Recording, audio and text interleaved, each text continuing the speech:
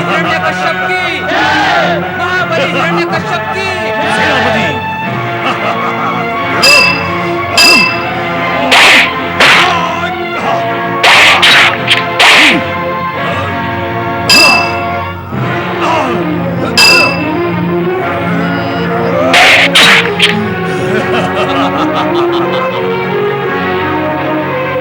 इस दुष्ट इंद्र को श्रृंखला में बांधकर बंदी गृह में डाल दो।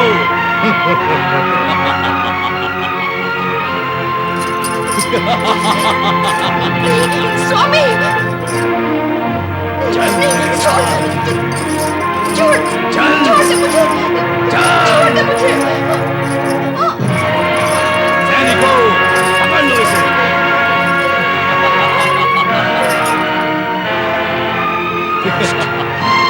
कायर, तू अपने आप को बलशाली और पराक्रमी समझता है तो मुझसे युद्ध कर।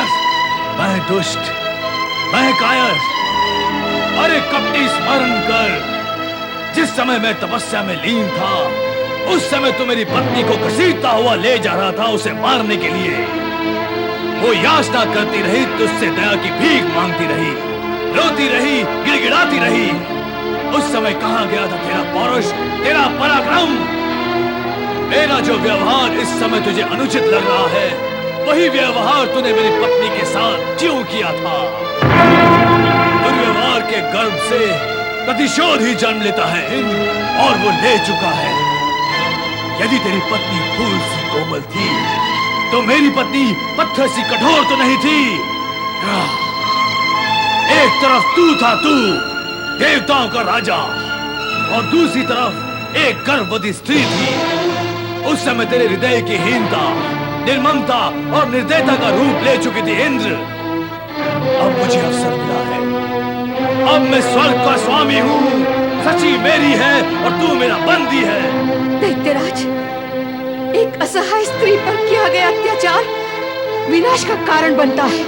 अरे सुमुखी, ये शिक्षा और ज्ञान तूने अपने इस दुष्टपति इंद्र को क्यों नहीं दिया?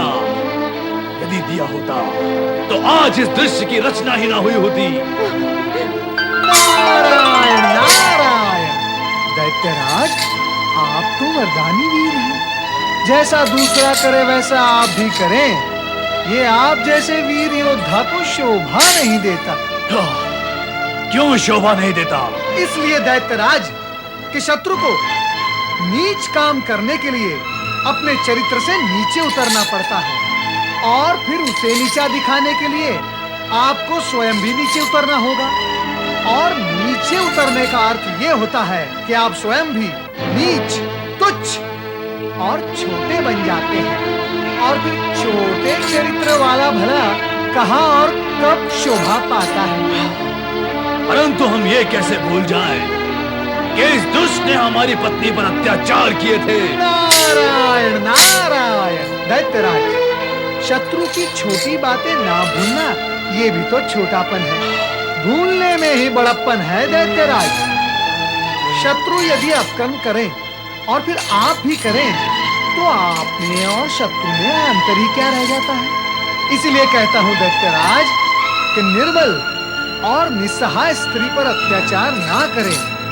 ये आप जैसे योद्धा और वीर दैत्यराज को शोभा नहीं देता। नारद, तुम इस दुष्ट इंद्र से ये पूछो कि इसने एक असहाय स्त्री पर अत्याचार क्यों किए थे? किंतु उस समय दैत्यराज मैंने आपकी पत्नी कयादु की सहायता भी तो की थी, और आज आप देवी शची पर अत्याचार कर रहे हैं, इसीलिए मैं उनकी रक्षा करने के लिए यहाँ उपस्थित हुआ हूँ। मेरी आपसे विनती है कि आप उन्हें मुक्त कर दें। इस चोटी वाले के मधुर वाणी में सम्मोहन है दैत्यराज, लेकिन आप इसके प्रभाव में न रहे। कहीं इसकी बात मानकर आपके प्रतिशोध का विचार न बदल जाए। कहां फंस गए नारद इन दैत्यों के मध्य? ये तो सुनने को तैयार ही नहीं। ये दैत्य मधुर वाणी भले ही ना सुने, किंतु अपनी प्रशंसा अवश्य सुनेंगे। क्या विचार कर रहे हो नारद? मैं यही कि आप महाबली, महापराक्रमी, स्वर्गाधिपति सम्राट हिरण्यकश्यप के वीर सेनापति हैं, युद्ध कला में निपुण, रण रणनीति में चतुर होते हुए भी आप मेरी मधुर वाणी पर शंका कर रहे हैं? क्या आप मेरी कठोर वाणी सह सकेंगे? नहीं। क्या आप मेरी कटु वाणी को सहन कर पाएंगे? कदापि नहीं। यदि मैं आपके अहित में बोलूं तो सहन कर पाओगे? ऐसा साहस ना करना नारद। नारायण नारायण। तो फिर आप मुझे मधुर वाणी में ही बोलने दें, इसी में सभी का हित है। क्या है हमारे हित में? यही कि आप देवराज इंद्र और देवगण को कुछ समय तक अपना दास बना लें। देवर्षि, ये क्या कह रहे हैं आप? देवराज, मैं नहीं, समय परिस्थिति यही कह रही है। देवी सची की मुक्ति के लिए यही एकमात्र उपाय है। कुछ समय तक आप हिरण्यकश्यप की सेवा करें। नारद, ये तुम इंद्र के कान में क्या फुसफुसा रहे हो? नारायण नारायण। कुछ नहीं दैत्यराज, कुछ नहीं। मैं इन्हें ये कह रहा था कि ये अपनी नाक नीची रखे और आपकी सेवा करें। तो क्या इंद्र हमारी सेवा करेगा? अवश्य करेंगे, अवश्य करेंगे। क्यों नहीं करेंगे? आप केवल देवी शची को मुक्त कर दें, फिर स्वयं देवराज इंद्र और देवगण आपकी सेवा करेंगे। ये इंद्र ने नहीं सोचा, परंतु हम अवश्य सोचा करते हैं। हमारी शत्रुता उसकी पत्नी से नहीं, उससे है। जाओ, हम तुम्हें यहां से जाने की आज्ञा देते हैं। देवी शची, ये सब क्या हो गया स्वामी? देवी शची, ये समय विलाप का नहीं है। देवर्षि के परामर्श के अनुसार ही कार्य करो और अनुकूल समय आने तक अज्ञातवास में रहो। क्यों? हमारे साथ ही क्यों ऐसा बार बार होता है? देवी शची, संभालो, संभालो अपने आप को। जाओ, बुद्धि से कार्य करो।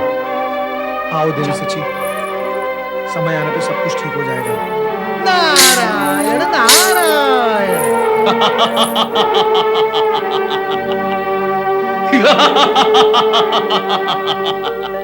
असहाय और विवश इंद्र दैत्य राज्य के सम्मुख ना तो अपने मनोभावों को प्रकट करने की स्थिति में थे और ना ही अपने साहस और शूरवीरता का प्रदर्शन कर सकते थे।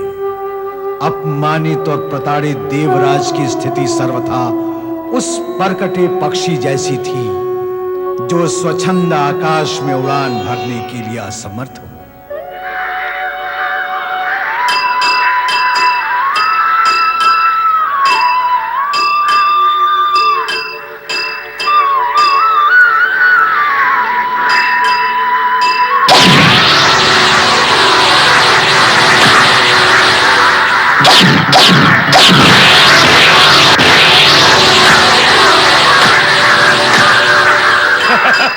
धनुर्धारी अंधकासुर की जय। धनुर्धारी अंधकासुर की जय। धनुर्धारी अंधकासुर की जय। अंधा है फिर भी सही लक्ष्य पर जाता है उसका बाण। शब्द भेदी बाण चलाता है ना। हाँ रे, हम तो अपने दो नेत्रों से भी इतना सही लक्ष्य नहीं ले सकते। ओम ओम हरि हरि। ओम ओम हरि हरि। ओम ओम हरि हरि। कौन आया इधर? हम हैं अंधकासुर, दोनों भाई। हम शंट और ये अमर्क। नहीं नहीं, तुम दोनों नहीं, तुम तीन। ये तीसरा मधुरवाणी वाला कौन है? ये तो तुम्हारा छोटा चचेरा भाई प्रहलाद है। मेरा चचेरा भाई प्रहलाद यहाँ? हाँ, हम इसे दैत्य कुल की शिक्षा देने के लिए यहाँ लाए हैं। मेरा प्रिय भाई प्रहलाद। अच्छा हुआ भैया प्रहलाद, तुम यहाँ आ गए।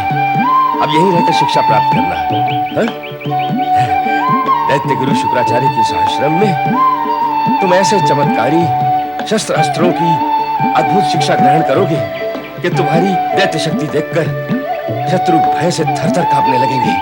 भैया अंधक, कौन है हमारे शत्रु और किसे थरथर कंपाना है?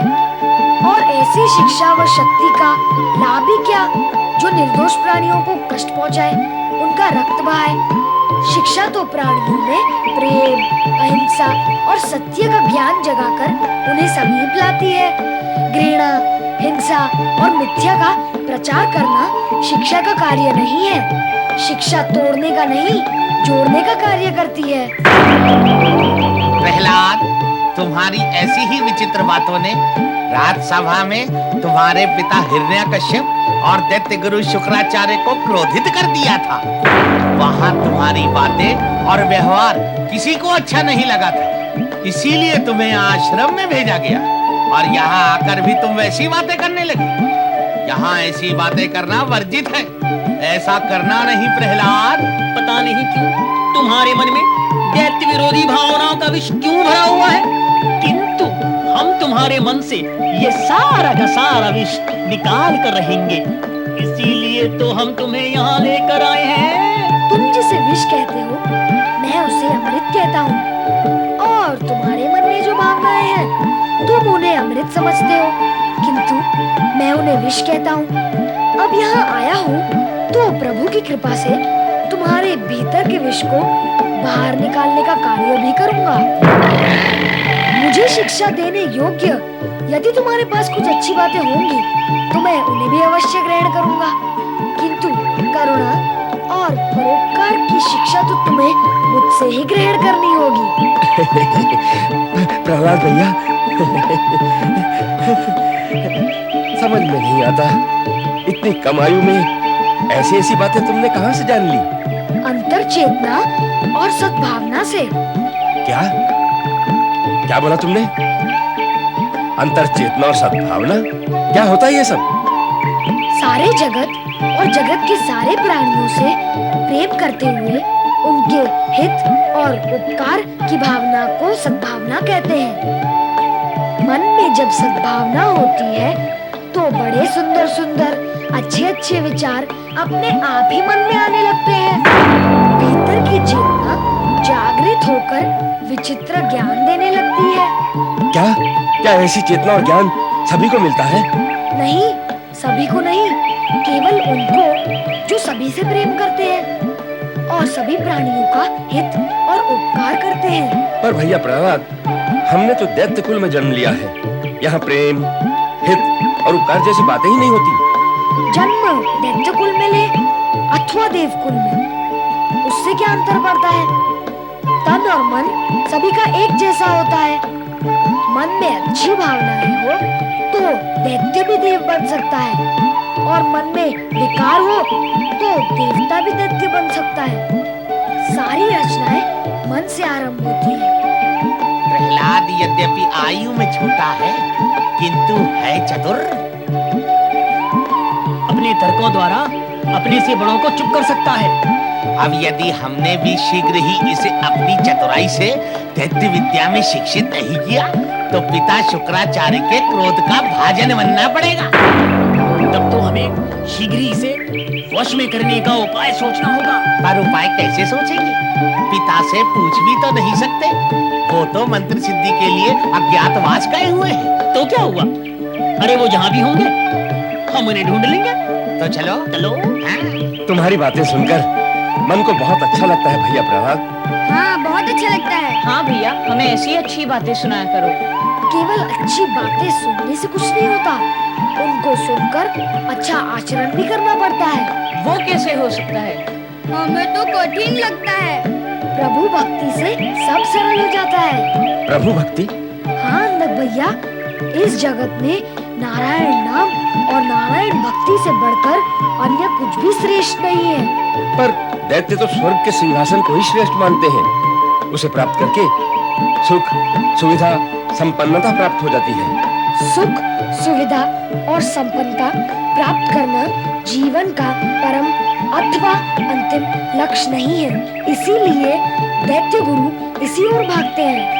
वैसे भी अत्याचार और आतंक से प्राप्त किया हुआ वैभव और संपदा अधिक समय तक टिकते नहीं, पर विष्णु भक्ति और कृपा से सुख संपदा संयोजित प्राप्त हो जाती है और स्थायी भी होती है। प्रहलाद तो सरल और सुंदर बातें बता रहा है। हाँ, हमें इसकी बातों को मानना चाहिए। तो बोलो, ओम हरि हरि,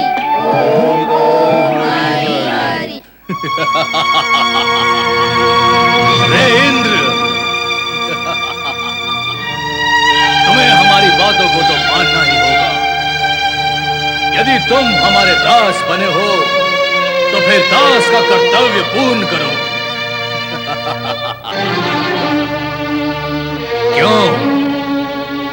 क्यों पीड़ा हो रही है ना मन में? क्या सोच रहे हो? यही कि जिस सिंहासन पर तुम बैठा करते थे, आज हम उस सिंहासन पर बैठे हैं और तुम हमारे सामने हाथ बांधे खड़े हो। ईर्ष्या हो रही है हमें इस सिंहासन पर बैठा देखकर। तो इस ईर्ष्या को मिटाने का केवल एक उपाय है, और वो है मदिरा पान। मदिरा के सेवन से मन की सारी ईर्ष्याएं समाप्त हो जाती हैं इंद्र।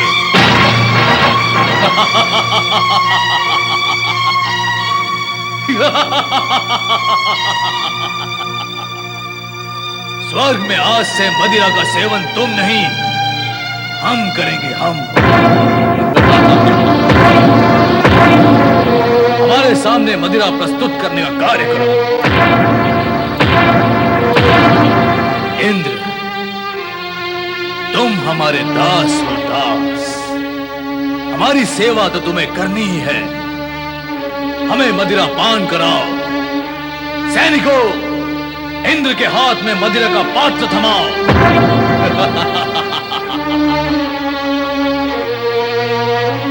लो।